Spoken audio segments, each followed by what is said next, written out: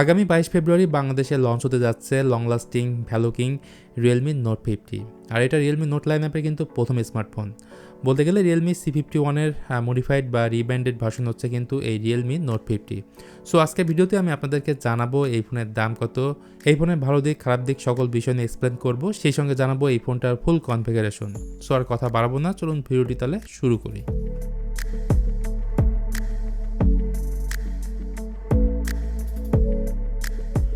যেমনটা শুরুতে বলেছি, এই ফোনের ডিজাইনটা হুবহু সেম দেখতে হবে রিয়েলমি C51-এর মতো। গ্লসি এবং ম্যাট ফিনিশ টু টোন ডিজাইনের সাথে এই ফোনটা আপনারা দেখতে পাবেন।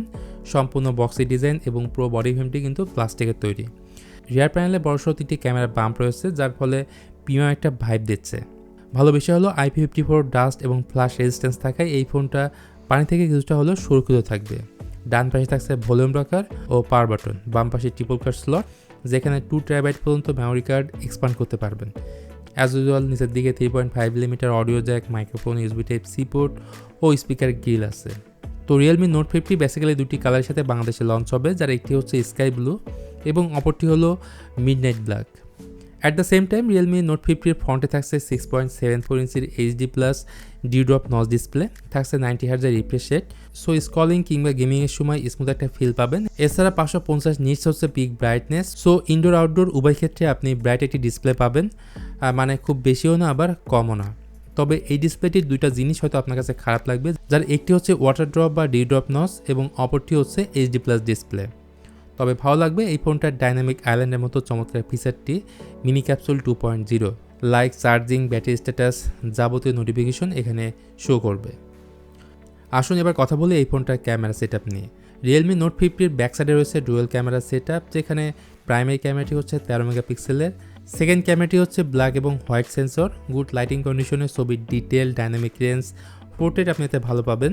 লো লাইটের ক্ষেত্রে পুরাই ভিন্ন, মানে ছবির কোয়ালিটি আপনি ভালো পাবেন না। আর সেলফি ক্যামেরাটি হচ্ছে 5 মেগাপিক্সেলের। রিয়ার ক্যামেরা দিয়ে আপনি 1080p 30fps এ ভিডিও শ্যুট করতে পারলেও ফ্রন্ট ক্যামেরা দিয়ে করতে পারবেন 720p 30fps এ। তো রিয়ার ক্যামেরাতে যখন ছবি তুলবেন তখন ছবিকে বেশি বুস্ট করে দেয়। তবে এই ধরনের ছবি কিন্তু আপনি ফেসবুক বা টুইটার সহ বেশ কিছু সোশ্যাল মিডিয়ায় কিন্তু আপনি শেয়ার করতে পারবেন। সফটওয়্যার হিসেবে এই ফোনটাতে আপনারা পাবেন out of the box Android 13, যা রিয়েলমি UI T এডিশনে রান করবে। যেহেতু এটা লাইটার ভার্সন, সো অনেক কিছু আপনি এতে পাবেন না। গাইজ, পারফরমেন্স সেকশনে আসলে এতে পাবেন ইনিসক T612 মতো এন্ট্রি লেভেল একটি চিপসেট, যেটা 12 ন্যানোমিটার টেকনোলজির উপর বেসিক্যালি এই ধরনের চিপসেট সাধারণত এন্ট্রি লেভেল বা লো বাজেটের ফোনে ইউজ করা হয়ে থাকে। বাংলাদেশে এই ফোন একটি মাত্র ভেরিয়েন্টের সাথে লঞ্চ হবে, যার একটি হচ্ছে 4GB র্যাম এবং 128GB স্টোরেজ। যদিও এদের র্যাম টাইপ থাকছে LPDDR4X এবং স্টোরেজ টাইপ হিসেবে থাকছে eMMC 5.1। যদিও আমি এক্সপেক্ট করেছিলাম এই ফোনটিতে থাকবে UFS 2.2। সো মাল্টিটাস্কিং এতে ভালো রেজাল্ট পাবেন না। গেমিং এই ফোনের সাথে একদমই যায় না, কারণ ফ্রেম ড্রপ, ল্যাগ বা হ্যাংয়ের মতো ইস্যু দিন শেষে থেকেই যায়। সুতরাং যে কোনো ফোন কেনার ক্ষেত্রে অবশ্যই UFS 2.2 স্টোরেজ টাইপ দেখে কিনবেন, সেক্ষেত্রে অবশ্যই পারফরমেন্স বেটার পাবেন। এই ফোনের চার্জিং নিয়ে কোনো প্যারাই করতে হবে না, ম্যাসিভ 5000 mAh ব্যাটারি পাবেন এতে, যদিও বক্সের সাথে পাবেন মাত্র 10 ওয়াটের চার্জার। চলুন তাহলে এবার প্রাইস নিয়ে কথা বলি। তো বাংলাদেশে এই ফোনের দাম নির্ধারণ করা হয়েছে 15,000 টাকার আশেপাশে, যেটা সত্যিকার অর্থে আমার কাছে ওভার প্রাইস মনে হয়েছে, কারণ ব্র্যান্ড ভ্যালু ছাড়া এই ফোন থেকে আপনি তেমন কিছু পাবেন বলে মনে হয় না। সো এখন আপনার ডিসিশন এই ফোনটি আপনি পারচেস করবেন কিনা।